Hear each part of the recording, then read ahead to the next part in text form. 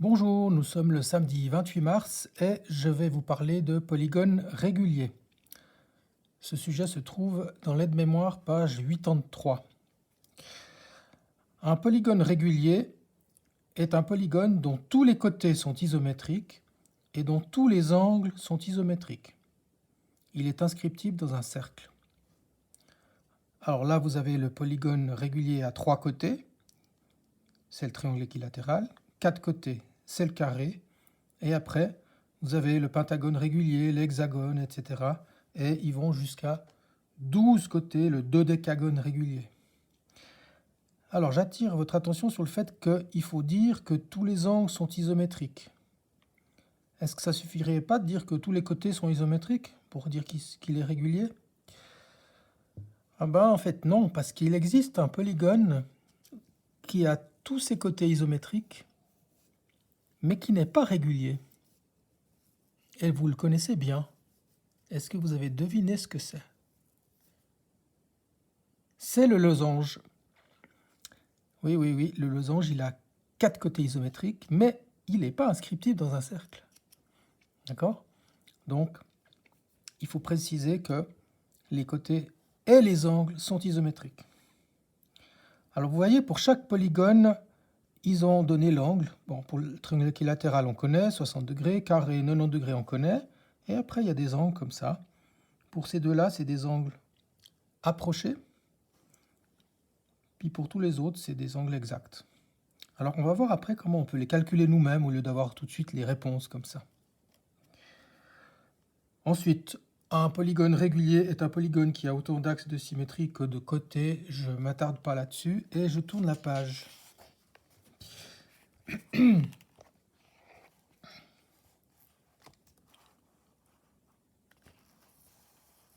Voilà. Alors, la mesure en degrés de l'angle au centre d'un polygone régulier à n sommets est 360 degrés divisé par n. Alors, prenons cet exemple ici. Qu'est-ce que c'est qu'un angle au centre? Un angle au centre, il faudrait avoir fait le cercle en fait ici, dessiner le cercle. Un angle au centre, c'est un angle dont le sommet est le sommet du cercle justement. Donc là, ça c'est l'angle au centre. Et ici, il y en a un autre ici. Alors, pour un dodécagone qui a 12 côtés, il y a 12 angles au centre ici, qui valent tous la même chose. Et puis comme tout le tour, ça fait 360 degrés, et effectivement, on fait 360 degrés divisé par 12 ici, par exemple. 360 degrés divisé par 12, et ça fait 30 degrés, et on a l'angle au centre. Donc ça, c'est pas très compliqué pour trouver l'angle au centre. Je regarde juste le sujet d'après, là, qui va nous servir pour la suite. La somme en degrés des mesures des angles d'un polygone à n côtés, c'est 180 degrés fois n-2. C'est une formule qui nous donne la somme des angles d'un polygone, qu'il soit régulier ou pas, c'est un autre sujet, ça marche pour tous les polygones. Alors on essaie de se rappeler de cette formule, 180 degrés fois n-2 pour la somme des angles d'un polygone. Alors, maintenant je vais corriger l'exercice ES14E, page 136.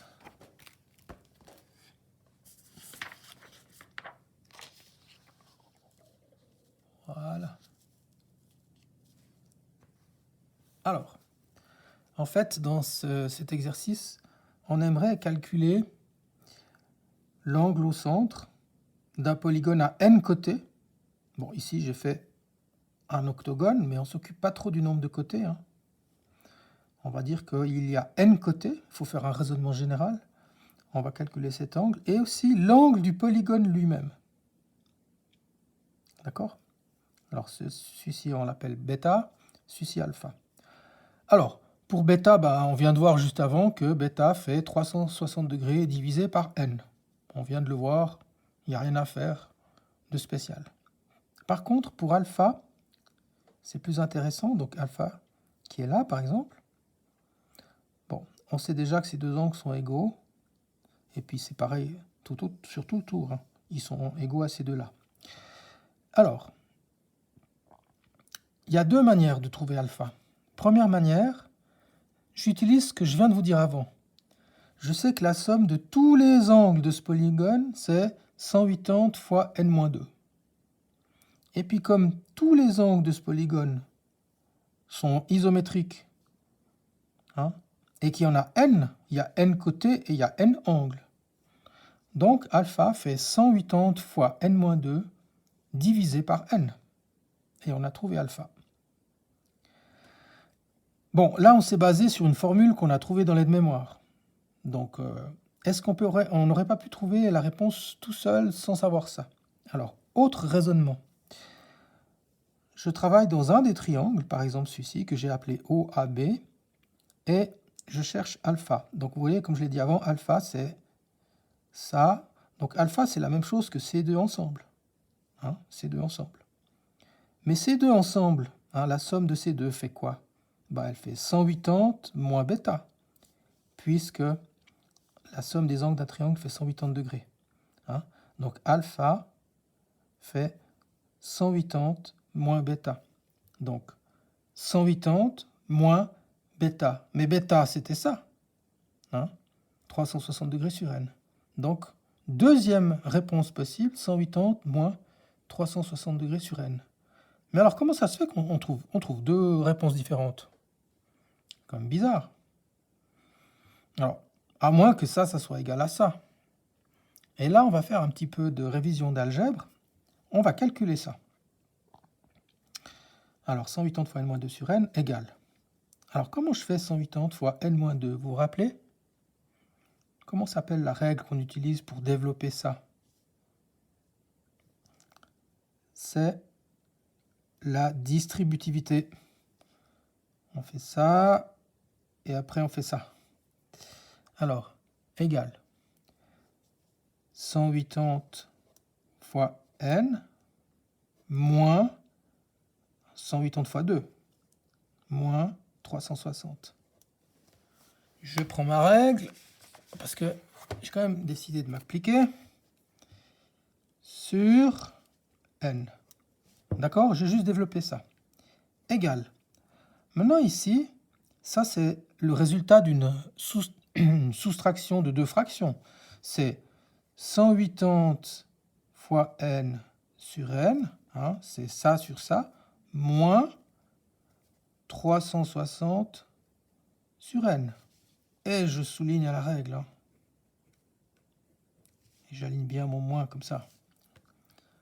D'accord? Soustraction de fractions, elles sont au même dénominateur. Pour soustraire deux fractions qui sont au même dénominateur, on soustrait les numérateurs. Alors, maintenant on examine ça. Ça fait quoi? 180 fois n sur n. Eh bien, on simplifie les n. Il ne reste plus que 180 degrés. Moins 360 sur n. Bon, allez, je mets les degrés là comme ça. Et voilà, j'ai trouvé ce que j'avais là. Donc, ces deux expressions sont équivalentes. Voilà, on a résolu le 14e. Petit exemple, pour n égale 5, hein, pour n égale 5, ce qui n'est pas le cas de ce dessin ici. Hein. Ici, n égale 8. Hein. Donc, c'est juste pour appliquer les formules. Que vaut bêta? Que vaut l'angle au centre? Il vaut 360 divisé par 5. Hein. 360 divisé par 5. 360 divisé par 5. 72 degrés. Pour alpha,